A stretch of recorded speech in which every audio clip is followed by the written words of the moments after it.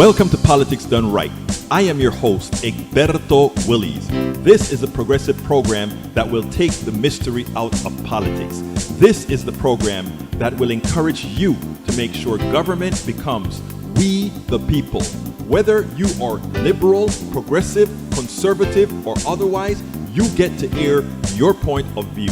We are an independent media outlet that, unlike mainstream media beholden to corporations, we only owe allegiance to you. Remember, you can also send me a tweet at EGBERTOWILLIES. That is at Egberto Willies. Let us engage. It is Politics Done Right. Well, folks, welcome to one more edition of Politics Done Right. I'm Egberto Willies, your host. We're going to have a great show for you today, as usual. Thank you so kindly for being here, spending the time with me. Let me say, welcome aboard, Bridge MCP. Hola, ¿cómo estás?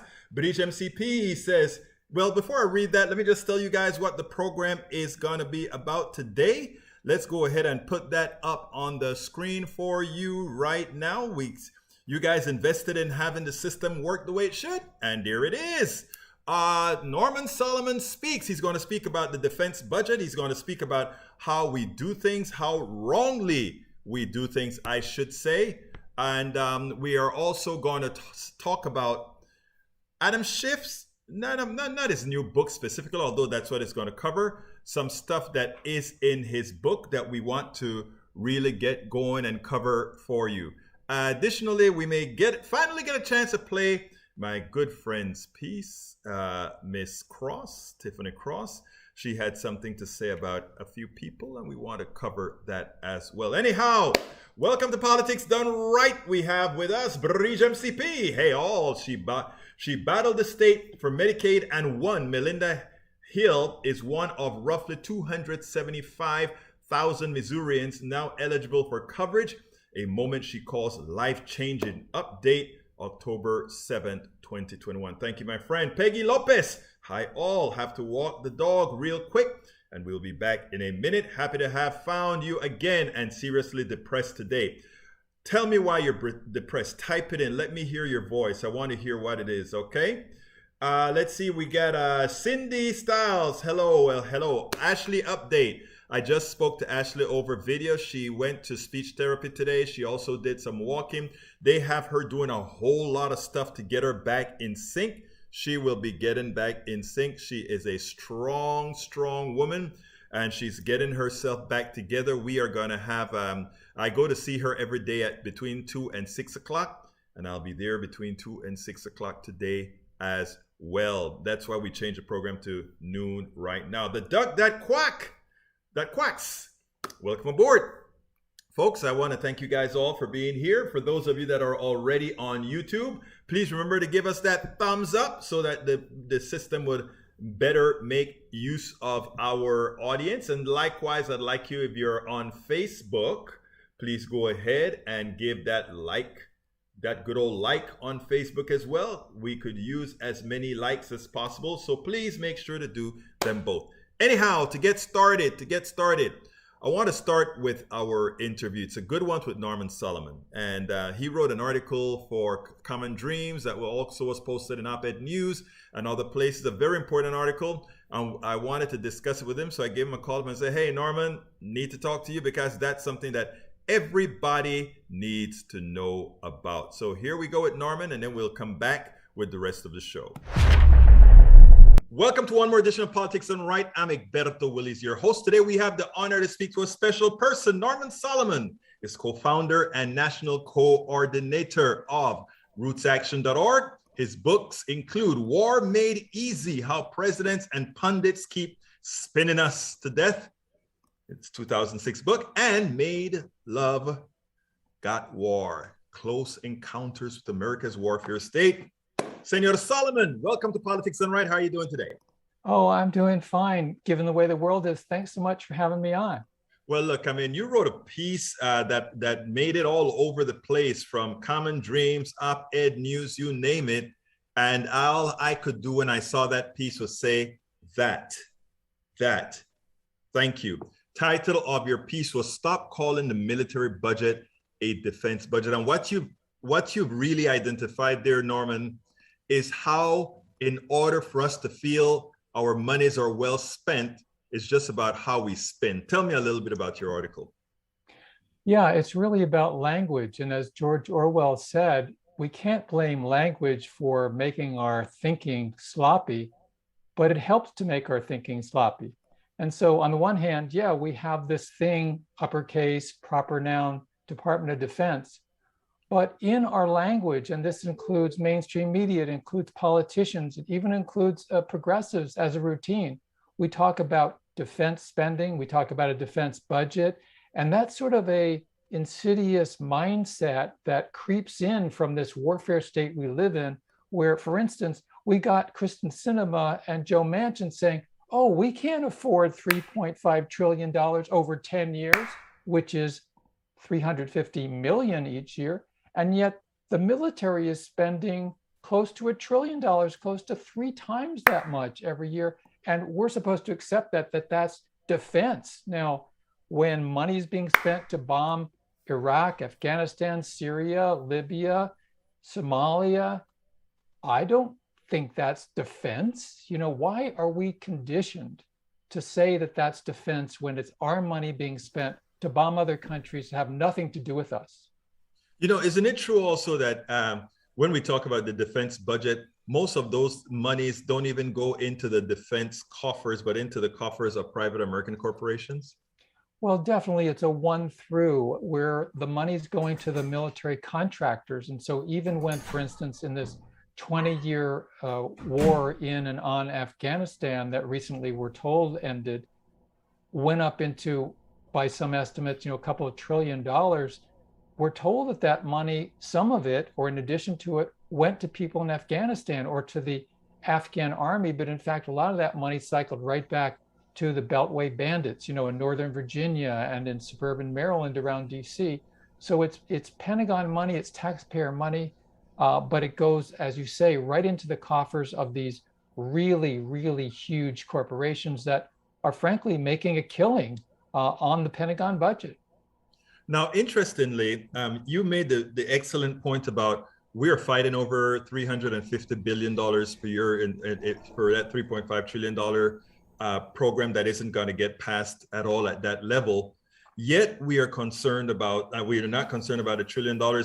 And you have to look at the numbers. They, Sinema and Manchin, it seems to me, are fighting because Manchin specifically said he didn't want to create an entitled mentality. It concerns me that aren't we seeing an entitled mentality for the defense industrial complex? Absolutely. I mean, the Constitution talks about people's general welfare, the welfare of the people, and whatever you want to call it as a human right. We have, if you want to put it that way, if Manchin wants to put it that way, we do have an entitlement to healthcare, education, housing. But in the real world, inside the Beltway, the kind of status quo that the Manchins and Sinemas and Republicans are trying to perpetuate, the entitlement is for the military-industrial complex. And if they want to say that's some kind of radical left-wing thing, I just refer them to Dwight Eisenhower's farewell speech where he warned against the military-industrial complex. We have it like crazy now in 2021, and I'm encouraged that many progressives in Congress, because of the grassroots progressives who are raising hell about this, are more and more saying we see a connection between the efforts to deny healthcare, education, housing, senior care, elder care. We see a connection between that effort to deplete those kind of programs with the giveaways to the Pentagon. And in fact, the Pentagon budget has gone up and up. Chuck Schumer and Nancy Pelosi a couple of years ago sent out a memo to the Democrats in the House and Senate boasting that they were supporting an increase from Donald Trump of 11% over 2 years of the Pentagon budget. And we saw now, just in the last few weeks, that again, the Congress in a bipartisan way has overbloated again the already bloated military budget.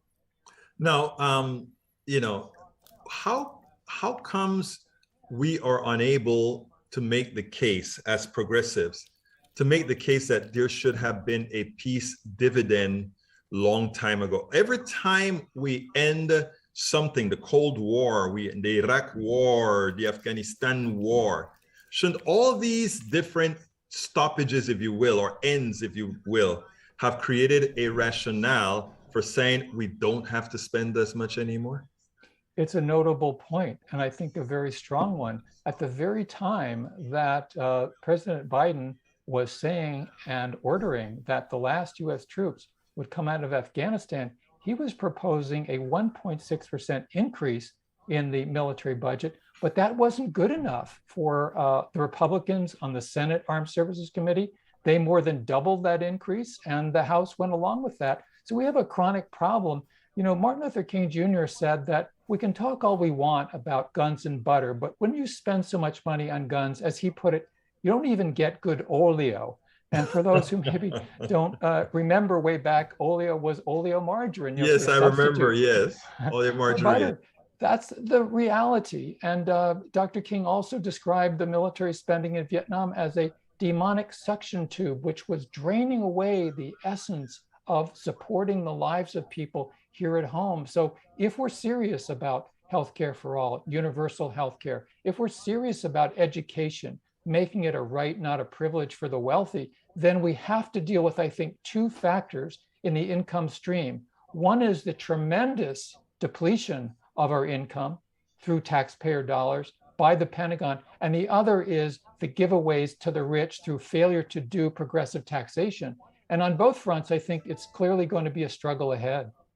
Now, I want to stick a little bit here for a while longer before I get on to that other issue, which I think is very important. Because I've heard many times that we have these bases all over the world, but you kind of put a fixed number onto it, 750 bases, more American bases than there are countries in the world. Yeah, it really undermines the sort of reflex we're conditioned to use when we talk about, defense spending and defense budget, lowercase d. It is really stunning. I mean, it was to me a couple of years ago when I learned that the United States has, outside of our own borders, as you say, 750 different military bases scattered around the world. How many does Russia have? About 24. How many does China have? 1. As a matter of fact, David Vine, who wrote the really seminal book, Base Nation, professor at American University, he points out that the vast majority of military bases that are outside of a country, the vast majority of that on the whole planet are US bases. We've got like 3/4 of them. So that goes again to the question of what are we defending, supposedly? If you've got this huge imbalance of bases around the world and military might, and also the United States government spends as much as 10 times other countries. In other words, add up the other countries, number 2 to 11, in terms of military spending. The US government spends more than all of those other 10 countries combined. And yet we're encouraged to believe we're on the defensive. And that really says something about the kind of propaganda we're subjected to here in the United States. Interestingly, Norman, just on Sunday, General McMaster's appeared with Fareed Zakaria on talking about China. And I wrote a blog about it where I don't want to say admonish Zakaria because he's normally to the point and he's normally good. But he cut the general off when he made the statement. But the general said the following. The general said, China no longer respects America because of all the problems we're having with the January 6th and all these other issues. And he said, and also China has seen that we are not modernizing our military and we are not spending as much as our military as we should. And then he said the funny thing, China increased its budget since 1995 by 400%. And somehow that is terrible that we haven't increased our budget proportionally. And what I did immediately, I didn't know the answer. So I went to check and see how much China spent and how much America spent. And it turned out that we spent about 3 times as much as China, even with their 400% increase. And that still to date, your statement is actually accurate that we spend more than the next several 10 or so countries beneath us in military budget. That is how this happens. You get a general casually making statements like that, and it becomes a reality. How do you and the work that you do help to mitigate that?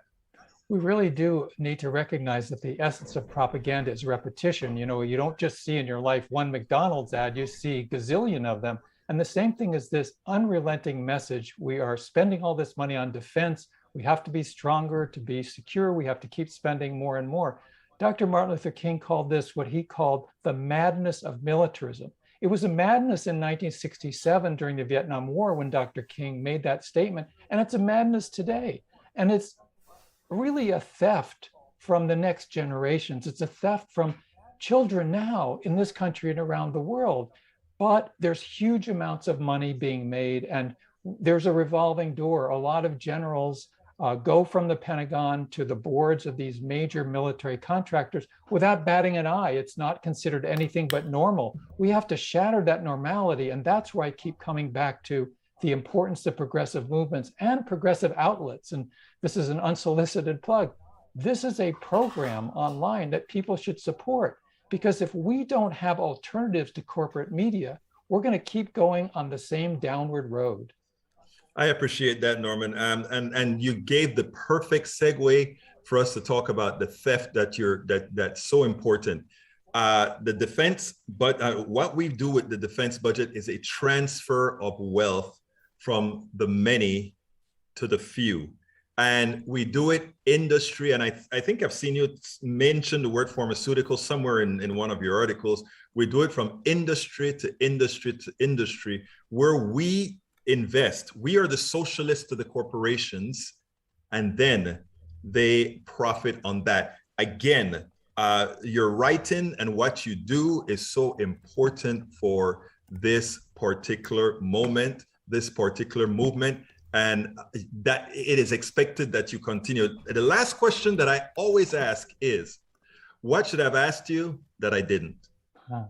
Well, one is how we're going to make this change specifically. You alluded to it.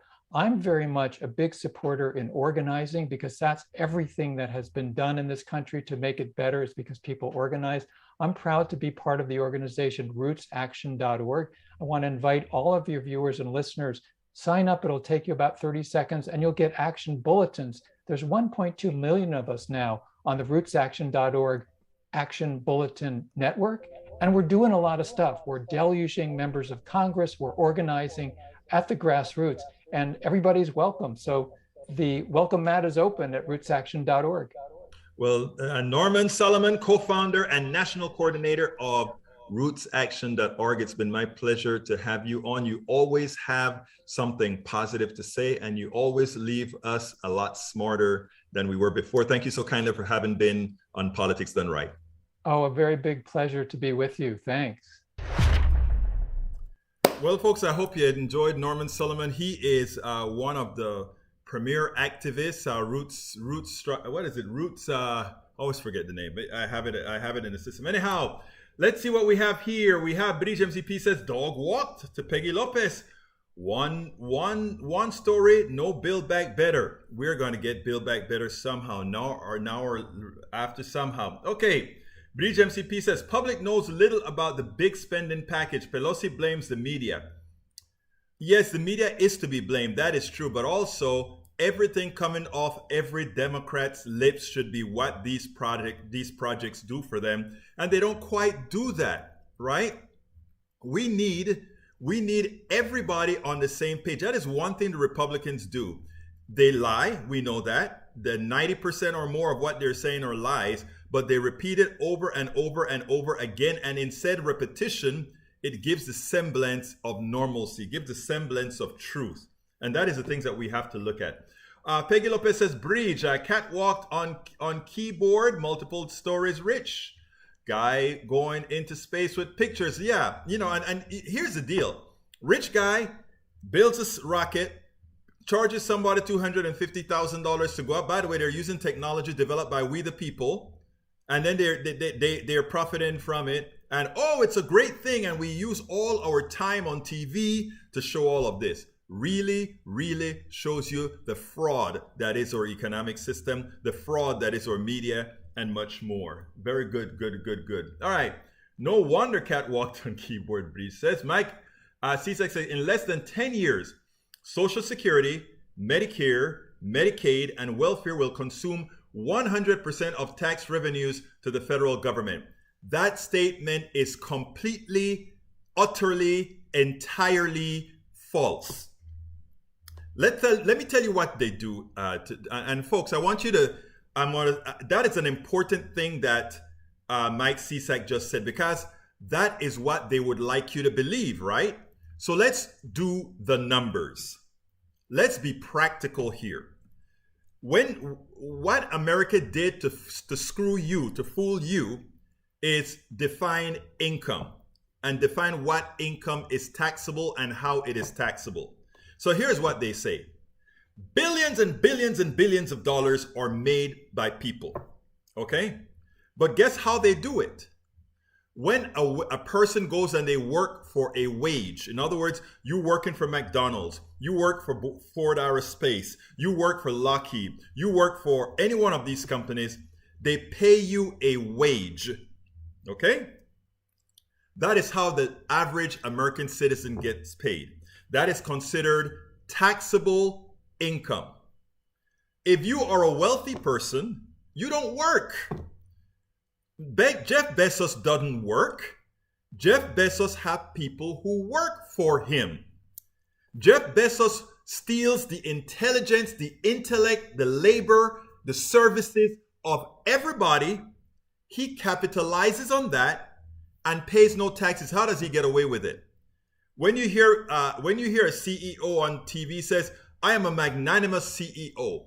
I take a salary of $1." And everybody said, "Wow, because he's rich already, he doesn't want to take anymore." That's not how it works. Most of the money earned every year in this country is not by the 90% of Americans. It's by 1% of Americans. If you add up the amount of money they earn, but they've divided how that money is earned. They've called some money wages. They've called some monies dividends. They've called some monies passive income. They've called some monies capital gains. The ultimate thing of all of those forms of any individual getting money is that they get more. They get more funds to them.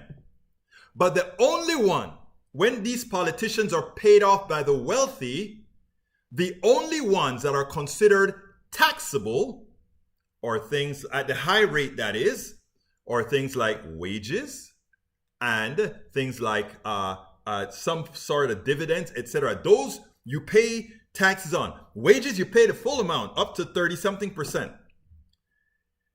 But that's not where most of the money is made. Most of the money is made in things like carried interest. Most of the money is made on things like capital gains. What are capital gains? You buy a stock, the stock increases in value, and guess what? Yet, you pay no taxes, zero. So your wealth is increasing because every year your stock price go up. And when that company feels like that that they're making so much money, the company that you own stocks in, they buy back more stocks so that your stock continue to rise in value. Taxes aren't paid on that. The only time taxes are paid on the gains rich people make from the kind of money they make is when they exercise their right to sell that stock option or whatever. And here is the kicker. They sat on their butts to make that money. They didn't do anything. The people at Lockheed were designing microprocessors. They were emptying the garbage. The secretaries were doing the work. And all these people were running around these companies making all this work. That guy was sitting on his pool. Jeff Bezos was sitting in his tower. Jeff Bezos was flying off to space. And when he decides, you know what, I better take some money off the table and sell this stock, what then happens? What happens then is that tax rate used to be only 15%. A person making wages can pay up to 39%. They increased it, I think, now to 20% or somewhere in that level. But it is still less than the maximum wages somebody who's actually working actually makes. So when Mike Cisak makes a statement like the following, he says, in less than 10 years, Social Security, Medicare, and all of that is going to be out of funds. It is a lie based on the reality of income. We don't tax most of income that should be taxed and wealth. What we've done is define them in a particular way and then say we only have this amount of income to tax. We forget about all of that, which is the vast majority of money. We don't tax it because they think you're stupid. They honestly think you're stupid. And when we start to teach these things to people, then they don't say ridiculous statements like Social Security is running out of money. Let's get this right. Social Security is 7.6%. I forgot. 6 point something. It is a total of 14 point something, 15%. So 7 point something percent the employer pays and 7 point something percent the employee pays. If you are self-employed, you pay it all, 15%. Plus Medicaid taxes, Medicare taxes, which is like 2 point something percent. But guess what they do? Everybody pays Medicare taxes on their total income. Notice I didn't say capital gains though, I said total income.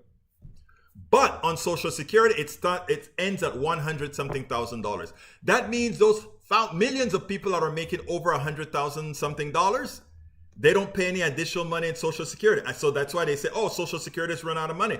We can solve the Social Security problem and the Medicare problem and all these problems today. If a bunch of poor people stop voting against their own interests and believe in the lies that are told to them by the right. You can't have in a society where you have this humongous inequality, and somehow you are to believe that somehow it is not real. It is not real. That all that money that's going to the top is not real. Folks, let's get real. Stop voting against your own interests. Stop lying to yourself. Stop allowing them to lie to you.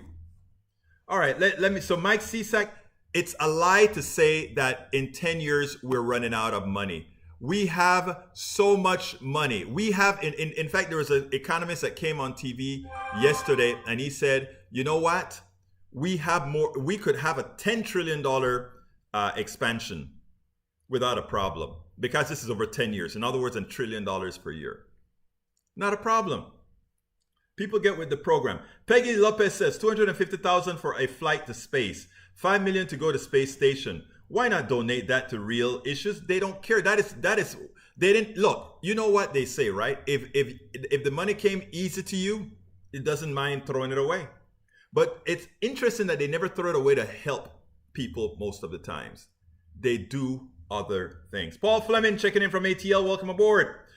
British MCP says Social Security Medicare is the people's money, not entitlement. Should be out interest paid back, and they shouldn't ever borrow it. Exactly. Melanie Keaton, I hope everyone is well. We are well, Melanie. Peggy Lopez, military brat here, and there are a large number of women who are insecure the same as men, although you are correct, mostly men. Sad that they are raised with that insecurity. Greetings from Spain. Melanie Keenan, welcome from Spain. Bridge MCP, hi Melanie Keenan. Melanie says, I've listened to, I'll have to listen later. Thank you for being here. Puffin says, hello folks, nice to meet you. I'm Puffin, welcome Puffin.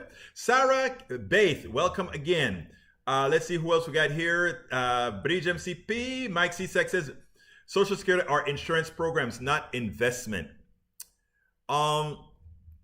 Let's clear up the Social Security. Social Security was defined as sort of a defined benefit, okay? In other words, the monies pay in or the monies pay out, and that's why they put a cap on it, all that good stuff.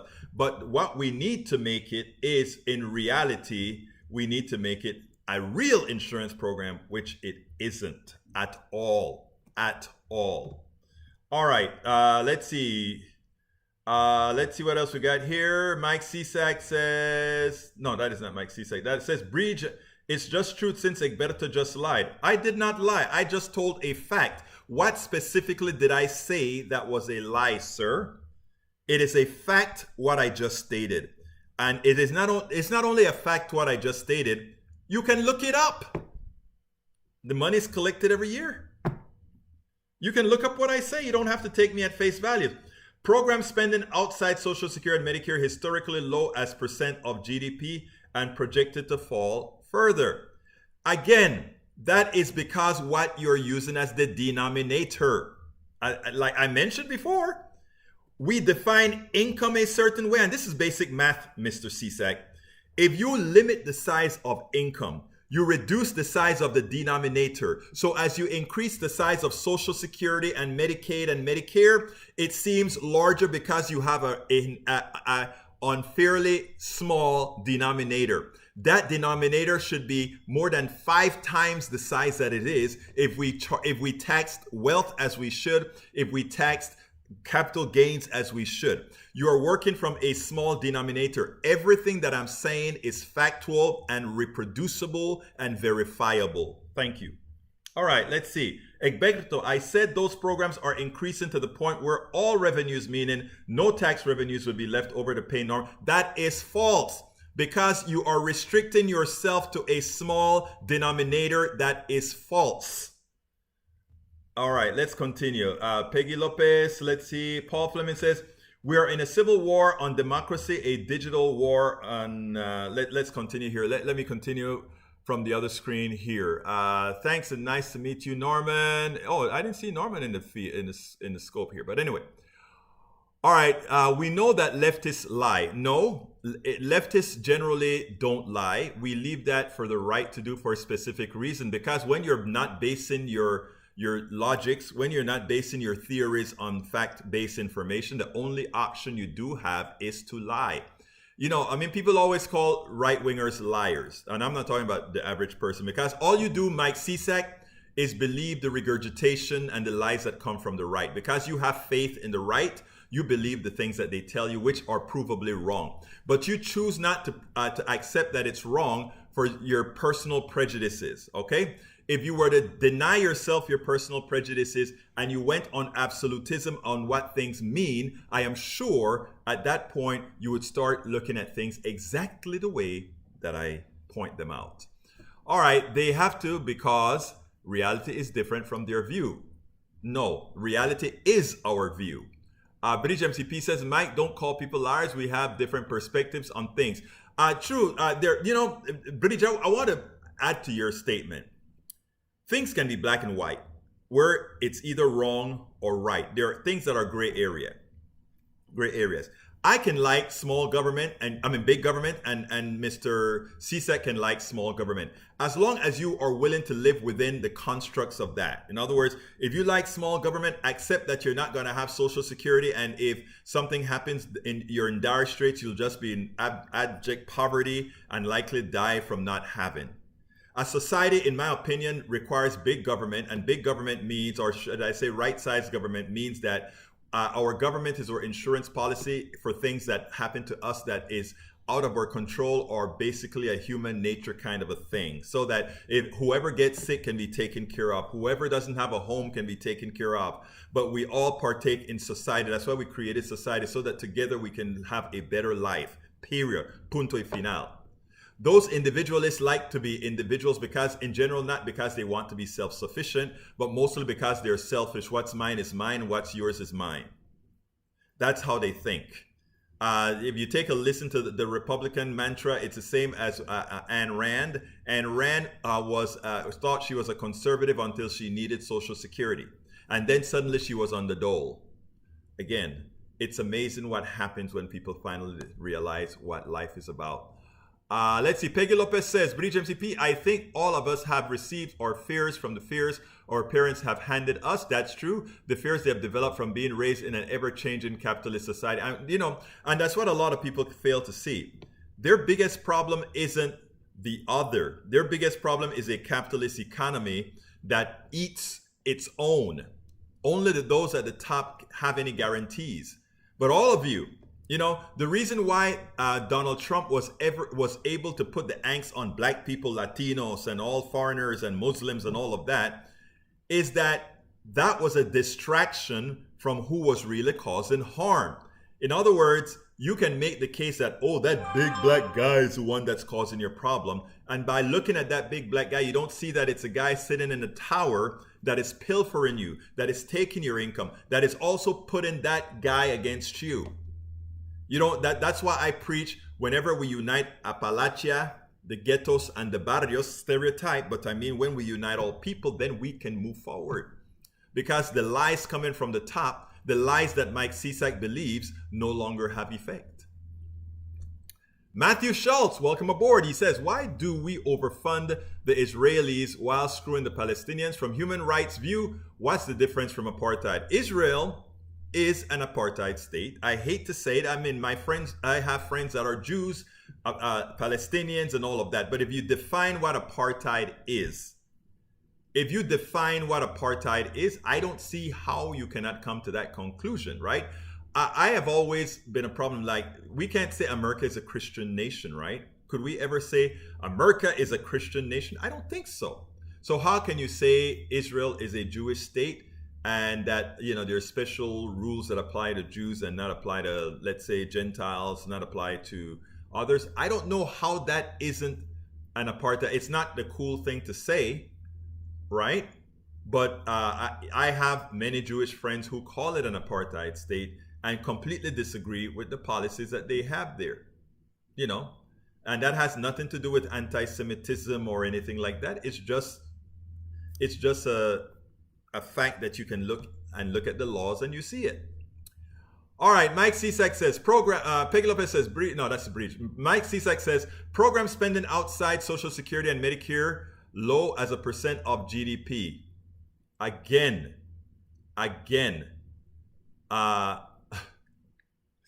it is low as a percent of GDP. If you're using GDP and not the denominator that I'm talking about, that is a choice of the country. We have been saying, collect a hell of a lot more taxes from those who are pilfering us. And what does that do to the GDP? That will make it a larger percentage of the GDP, and it will expand the GDP. And why will it expand the GDP? The GDP is determined by the amount, the turnover on money and capital. And as you give more people who will spend the money, they will spend in expanding the economic activity, and that economic activity increases the totality of the GDP. All of this is basic economics that Republicans hope you never learn. It's basic economic. So why is it that they would not want the economy to grow as big? Because the economy grow as big, we start to have the issues today. Why don't they want Build Back Better? They don't want Build Back Better because what's starting to happen is employees, workers are starting to have power, wage power. Remember, we talk a lot about pricing power? Who doesn't have pricing power? Well, when you have a shortage of labor, or when there are more people searching, or when there are less people willing to take crap for a salary, that gives them pricing power. And why don't they want Build Back Better? Because Americans will now have pricing power. Because check this out. You work to take care of your family and your kids. And if you only make a little bit of money, you get more from the we the people to go ahead and subsidize to ensure your kids don't live in poverty. So now if a company doesn't want to pay you a wage that is worth you going out to work and putting your kid in daycare, even with subsidies, then you don't do it. And that's the way it should be. We should not allow people with hobbies to enslave others for a job. And that goes for corporations even doubly. Matthew Shaw says, anytime you say anything against Israel policies, it's always called anti-Semitism. Netanyahu said it himself. Well, that's Netanyahu's choice, right? Egberto from Mike says, I said those programs are increasing to the point of, and again, I told you your fault. That is a false statement. Puffin says, or Bridge MCP says, the rise in Social Security and Medicare spending over time reflects an aging population and rising healthcare costs. And remember, those rising healthcare costs are really ripoffs from the private sector. Ripoffs from the private sector. My daughter is in the hospital right now, and I can tell you how thievery it is. And it doesn't have to do with the people working there. It has to do with the people on top that tell these people to be thieves. Make immigration legal, get citizen paying into Social Security. Again, That's how I got a Republican on board. Periodically, the government raids the Social Security Fund for general expenses. Yep, that's common. Hey, folks, if you are on our YouTube channel, please give us a thumbs up right now so that we can actually start to, a thumbs up so that we can start getting things done. By the way, I forgot, it is that time of the show. I didn't even realize we were so deep into the show. It's time for me to say, folks, please support Politics Done Right the best you can. If you are on YouTube, please go ahead and click that join button. Become a part of our PDR posse. You become a part of our PDR posse, folks. There are a lot of benefits. Like I did an interview, this interview that you saw today. If you didn't want to watch the show right away, you could have gone and seen that interview and ahead of time. Right now, if you go to see that interview, it says, right now, this interview is for the PDR posse, folks. All right. Anyway, folks, you can go to click the join button on YouTube to become a part of our PDR posse. Alternatively, if you're not on YouTube, you can just go to politicsdoneright.com/YouTube, politicsdoneright.com/YouTube. You can also support us on Patreon. We need 1,000 patrons and 1,000 YouTube members. Go ahead and go to politicsdoneright.com/Patreon. You can also support us on PayPal by going to politicsdoneright.com/PayPal, politicsdoneright.com/PayPal. You can get all our books. And by getting our books, you're also supporting the program. And you're also getting quite a bit of knowledge. And a lot of the things that Mike Cisak point out that I can't say in a few minutes, you can get right away by getting our book, politicsdoneright.com/books, politicsdoneright.com/books. Of course, you can find out all the different ways to support us by simply going to politicsdoneright.com/support, politicsdoneright.com/support. Folks, we simply could not do this without you. Anyway, we have another video to show you. I want to show you. This one is with Adam Schiff, right? Adam Schiff went ahead and, well, let's go ahead and take a look at it, and then we'll take it on the other side. None of the Republicans have been more cowed by Donald Trump than the House Republican leader Kevin McCarthy, who will become Speaker of the House if the Republicans win back control of the House of Representatives. In his book, Adam Schiff writes this about Kevin McCarthy. I learned all I would ever need to know about Kevin McCarthy on a plane, or to be more precise, shortly after landing. About 6 months before the 2010 midterm elections, we were both headed back to Washington from California and happened to be seated together on a United Airlines flight. Although we are both from California, our districts are separated by almost 100 miles, and we never really had the opportunity to get to know each other. While Democrats were still in the majority, the elections were shaping up to be tight, our margin was small, and there was growing doubt about whether we would retain that majority. During the flight, I expressed confidence that the economy would remain positive and we would continue to lead the House. Not surprisingly, he took the contrary view. It wasn't much of a conversation, just the type of small talk you would have while waiting for a movie, any movie, to start on the plane. I thought nothing of it. The next morning, I picked up one of the Hill newspapers. Everyone knows that Republicans are going to win the House, McCarthy had told a group of reporters after arriving at the Capitol from our flight. He said that he spoke to me on the plane, and even I had admitted Republicans would take back the majority. Kevin, if we were having a private conversation on the plane, I would have thought it was a private conversation, but it wasn't. You know, I said the exact opposite of what you told the press. I know, Adam, was his reply, but you know how it goes. I was incredulous. No, Kevin, I don't. You just make stuff up and that's how you operate? He just shrugged. That was simply how he operated and how he still operates today. The man who warned us in the first Trump impeachment trial that Donald Trump would do it again has a new warning for us. Republican legislators all across the country have continued Trump's big lie about massive voter fraud, initiating phony new audits of the election results and replacing independent election officials with ones beholden to partisan legislatures. They are preparing the battlefield for the struggle to overturn the next presidential election if it doesn't go their way. And should they regain majorities in Congress, they just might be successful. The Trump presidency was a stress test for our system, and the results must wake us up. The survival of our institutions and the rule of law depend on what we do next. So as you can see, so if by chance we lose, meaning Democrats lose the House, the Speaker of the House is likely to be a lying scoundrel. I hate to put it that way, but that he could have that conversation and go to the press immediately thereafter and lie about what happened between his conversation between Adam Schiff and himself. That tells the type of person that he is, and that tells how he speaks to his pew, folks like Mike Cisak. Okay, let's go back to your questions. Puffin says, white America is getting old. We need the taxes of new young citizens. Immigrants and refugees make them citizens. Peggy Lopez, periodically the government raids the Social Security Fund for general expenses. This should be a crime. Yeah, but it's on the books. The numbers add up in that money still has to be paid back. So even if they take the money out of the Social Security funds, it's not taken out per se as far as not itemized for Social Security. Paul Fleming says, we're in a civil war on democracy, a digital civil war, and a local war on voting rights, where the people must rise up and denounce all of the falsehoods put forth in our society. And it's so hard to do it because when you see an intelligent person like Mike Cisak, a farmer who would do better if we were, because all the advantages he got on his farm didn't come from Republicans, it came from Democratic policies. But he doesn't know that because somehow it's not only the Democrats not selling their policies, but it's the news media giving him bad information, not putting things the way they are.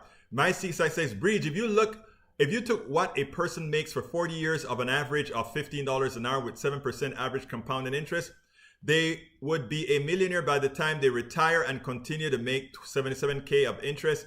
We are getting screwed by Social Security and Medicare. I think you better put that into the amortization formula because somebody making, let me tell you how silly that is. Listen to what you said. If you take a person who for 40 years of an average, just $15 per hour, with 7% average compounded, who puts away $15 an hour of their wages? Some people don't even make $15 an hour. That is the issue, Mike Cisak. Nobody is able to put that money away. They can't. Social Security, when they take 15%, you said $15 an hour. Social Security takes 15% of one's income up to $100-something thousand. The lower classes take out a hell of a lot more Social Security than they put in. Okay? That's a mathematical fact. I don't know where you get those numbers from, but it simply makes no sense. Socialized healthcare and you don't need insurance. Agreed. All capitalism does is allow companies to enforce racist, sexist policies. If government ran it, we could make it fair with transparency. Exactly. Mike Cisak, take back your claim that those on the right lie. No, I cannot, because I just gave you an example of your leader lying. Those on the right lie too, and the reason they must lie is because they're not based on facts. Yvette Avery, welcome to the PDR Posse at noon. That's where we're doing it till my daughter gets out of the hospital. Okay. Let's see. Bridge MCP has an article that I would have to write. Let's see. Figure out much Social Security should take out paying. Okay, there we go. Out of darkness, welcome aboard. Conservatives have been claiming Social Security would run out of money in X number of years since I was a child. You know, I like we say, the modus operandi on the right leadership is to lie to their people. And when their people regurgitate the lies, it doesn't make those people liars, it makes them ignorant, you know. But that is what we try to do here, tell the truth. Matthew Schultz says economic sanctions just mostly harm ordinary and poor people. I think I played that with Farid Zakaria a couple days ago, where he pointed out that all of Trump's tariffs were paid by who? The people who least could afford to pay it. Let's see, Breach MCP, you're here chatting, sharing, learning. Please join the PDR Posse. Yes, please click that join button if you are on YouTube and help us continue doing this important work. And also, if you're on YouTube, please give us a thumbs up. That helps the algorithm. So please thumbs up right now on YouTube and give us a like on Facebook. Let's see, CG Play. Thank you of your work. Thank you so kindly for acknowledging CGJ. Let's see what we got here. Puffin says racism has always been the foundation of the system that makes and relies on poverty. But it's, you know, it's racism is going away in an interesting way. I'm not talking about what Trump and these guys are doing. You see, when you're pilfering people, when you're stealing from people, it is okay. Many people would accept,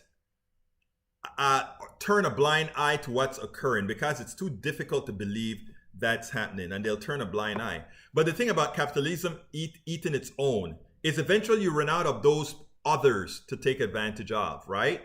And you have to start eating your own. And that is the level of where capitalism is. And that's why the white male is so frustrated right now, because eventually, while they gave white males in this country an unearned benefit for a very long time, that unearned benefit continues to shrink, not because of the others getting into the force en masse, but because capitalism bleeds you dry. So what they do is they make white males believe that those women, those black people, those others are coming to get you. It's false. We all want the same thing. It's false. We all want to stop being pilfered by the system. And when I get somebody like Mike Cisak to understand that, then we would have won. Mike says, the only ones pilfering me and the rest of the working folk are the leftists in government. That's what they told you to believe. And look at you believing it. When you see the truth, things will change. Nationalized healthcare, I agree. The economy only grows when there is investment by the private sector, not by simple spending. Again, that's a false statement, right? A dollar does not know from whence it is spent. If the government buys a loaf of bread to give to a hospital, all the money goes to buy the bread and then goes to the hospital. If a private sector corporation buys that loaf of bread, they put a profit on for a few people that owns the corporation, and that cost is passed on to those who least can afford. You have to understand, capitalism is good for certain things, but capitalism is a skimming of everybody's wealth. It's just a fact. It's just how it works. Look, I had a company, have companies. So let's be clear on how things work. Don't believe the lies. Rather than pay my taxes paid to help our country, people, towns, communities, than a military tax pay. I agree. Puffin says, remember, Mike, what taxes pay for? Free seed DeSantis Regeneron is free? That's a good one, Puffin. That's a good one. Paul Fleming says, our society is being crushed. You put in forth a great example with the person you're speaking to. A brick wall only falls when it is totally saturated. I am afraid that democracy will fail because the haves have convinced the have-nots that their safety net is secure, and it isn't. We can put the facts in front of them, see, and they will. Look, I agree. Mike Cisak may not be convinced because Mike Cisak doesn't want to be convinced. But there are more people out there that it's not about them not wanting to be convinced. It's just them not being exposed, right? And that Mike Cisak gives us the opportunity to expose all those that are going to pick up this program in podcasts and elsewhere and get a different point of view or get a real point of view. Paul Fleming says, I took my booster shot today. You go, Paul. I took mine a few weeks ago. Rose says, hi, everyone. Bridge, you mean those politicians and bureaucrats who rip off the taxpayers? Yes. James, who got a $1.5 billion construction contract in Iraq without any construction experience. You mean like all the construction things that go on out here? All right, let's go. The Duck That Quack says, McConnell has become one of the richest men in welfare state of Kentucky. Yes, Kentucky is a welfare state. Kentucky is a welfare state. Their farmers and everybody gets a stipend from the government, but their senators vote against all those things that they get. By the way, you want to challenge me on the stipend for farmers, CSAC? I know you're a farmer. You want to challenge me on that? Come on, why don't you challenge me on that? All right, Peggy Lopez, let's go. The Duck That Quack says, I call him Commander Clorox and COVID-45. I like that. Matthew Schultz says, Egberto is fighting for US and you and me. Yes, sir. Every tune they have sucks, but they still get contracts. Yep. Puffin says, Egberto is awesome. Thank you so kindly, Puffin. I could not read Trumpy comments if it was... We have to, man. We have to. Okay. British MCV AT&T. Well, so many of us have heard. So many of us will leave. Being with you 30 years, will look elsewhere.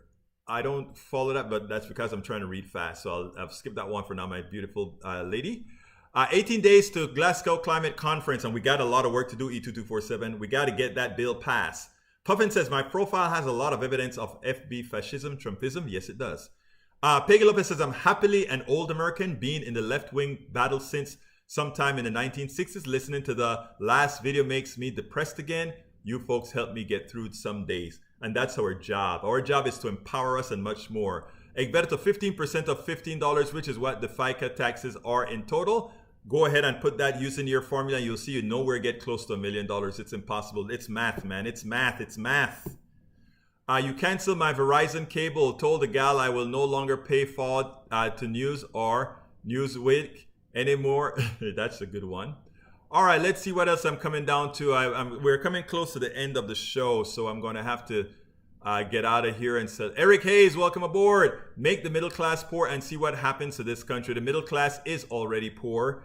Let's see what else we got here. Out of Darkness, that's the CSAC. Matthew Shells, how did colleges get so expensive? Because we are investing for the corporations. The corporations want intelligent people, educated people to come and work for them, but they don't want to pay the taxes to pay for the universities, and therefore, university costs more. So we invest in ourselves to get the education that the corporation needs to make a profit that they don't pay us back. There you go. That's the answer. Let's see. Please support PDR. Yes, please do. Go ahead, and if you are on YouTube right now, please click that join button. Become a part of the PDR posse. We have a lot to do. Become a part of the PDR posse by clicking that join button. If you don't see that join button, please go ahead and still support us by going to politicsdoneright.com/YouTube. politicsdoneright.com/YouTube. You can also support us via PayPal. You can support us via PayPal by going to politicsdoneright.com/PayPal, politicsdoneright.com/PayPal. You can also support us by going to our Patreon. And we're way behind on Patreon, politicsdoneright.com/Patreon. And you can find all the options to support us at politicsdoneright.com/support. Look, guys, I got to get out of here. Got to go visit my beautiful daughter. I see her every day between 2 and 6, and that is the highlight of my day, I must say, to see my daughter recovering, to see my daughter starting to get better. And I will urge her to maintain what's necessary to get better. But the highlight of my day, love you all. This is my Politics Done Right, my second highlight of the day, but my daughter, my first highlight of the day. Look, guys, I love you all. Got to get out of here. My name is Egberto Willies. This is Politics Done Right, and you know how. Oh, before Rose says, tell her hi from all of us at the PDR Posse. That is, I will. My name is Egberto Willies. This is Politics Done Right, and you guys know how I end this baby. I am what? Out.